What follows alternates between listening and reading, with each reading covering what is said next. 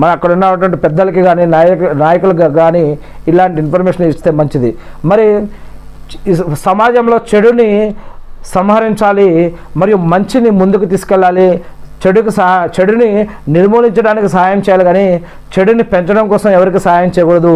మరియు మంచిని పెంచడం కోసం, మంచికి సహాయం చేయడం కోసం మరి ప్రయత్నించాలి అని ముస్లింల పైన అల్లా 3 బాధ్యతలు పెట్టాడు. అవి ఏమిటి అంటే, మీరు ఒక చెడుని చెడుగా భావించి మీరు ఆ చెడుని మీ యొక్క శాయశక్తులు ఆపండి. అలా ఆపడానికి లేకపోతే కనీసం నోటితో చెప్పి ఆపండి, లేదా అలా కూడా ఆపలేకపోతే కనీసం మనసులోనైనా సరే మీరు దాన్ని తప్పుగా భావించండి. మరి అటువంటి వాటి తప్పుల జోలికి, పాపాల జోలికి, అన్యాయాల జోలికి మీరు పోవద్దని చెప్పడం జరిగింది. మరియు ఎవరు అసత్యం చెప్తున్నారు, ఎవరు అబద్ధం చెప్తున్నారు, ఎవరు ఇస్లాంలో ఉన్నది లేనట్లుగా, లేనిది ఉన్నట్లుగా ఎవరు చెప్తున్నారు, ఏది బిదాత్, ఏది షిర్కు, ఏది హరాం, ఏది హలాల్ మనకి తెలియాలంటే మనం కూడా అరబ్బీలో ఖురాన్ చదవడం చాలా ముఖ్యం. కానీ అరబ్బీలో ఎలా చదువుతున్నామో మనకు వచ్చిన భాషలో కూడా ఖురాన్ని, మనకు వచ్చిన భాషలో హదీసుల్ని చదవటం కూడా అంతే ముఖ్యం. అందుకే ఎవరు అబద్ధపు ఇప్పుడు మన హదీస్లో చదివాం ఏమని ప్రవక్త ముహమ్మద్ సల్లల్లాహు అలైహి వసల్లం గారు చెప్పారు, ప్రళయానికి ముందు చాలామంది అసత్యవాదులు వస్తారు, అసత్యవాదులు జన్మిస్తారు అని. మరియు జ్ఞానం క్షీణిస్తుంది, అల్లాహ్ సుబ్హానహు వ తఆలా ఇల్ము ఉన్న వారిని తొందరగా తీసుకొని వెళ్ళిపోతారు, మరియు అధర్మం, అజ్ఞానం ఎక్కువగా తర్వాత ఉంటుంది.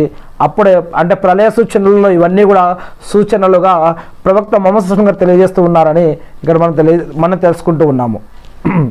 ఇక ఇంకొక హదీస్ ఏమిటంటే, ప్రవక్త ముహమ్మద్ సల్లల్లాహు అలైహి వసల్లం గారు చెప్పారని అబూ హురైరా రజియల్లాహు గారు తెలియజేస్తూ ఉన్నారు. బుఖారీ హదీస్ ఏంటంటే, తన అనుచరులకు కొన్ని హదీసులు బోధిస్తూ ఉన్నారు. ఇంతలో అక్కడి నుండి ఒక పల్లెవాసి వచ్చాడు, ఎక్కడి నుండో. ఆ వ్యక్తి ప్రవక్త ముహమ్మద్ సల్లల్లాహు అలైహి వసల్లం గారిని ప్రళయం ఎప్పుడు వస్తుంది అని అడిగాడు.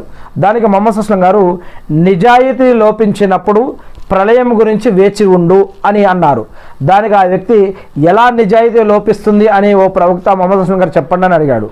దానికి ముహమ్మద్ సల్లల్లాహు అలైహి వసల్లం గారు, అర్హత లేని వారికి ప్రభుత్వ పగ్గాలు అప్పజెప్పబడితే, అర్హత లేని వారికి ప్రభుత్వం అధికారం అప్పజెప్పబడితే ప్రళయం గురించి వేచి ఉండు అని చెప్పారు అని ఇక్కడ ఈ యొక్క హదీస్లో చెప్పడం జరుగుతూ ఉంది.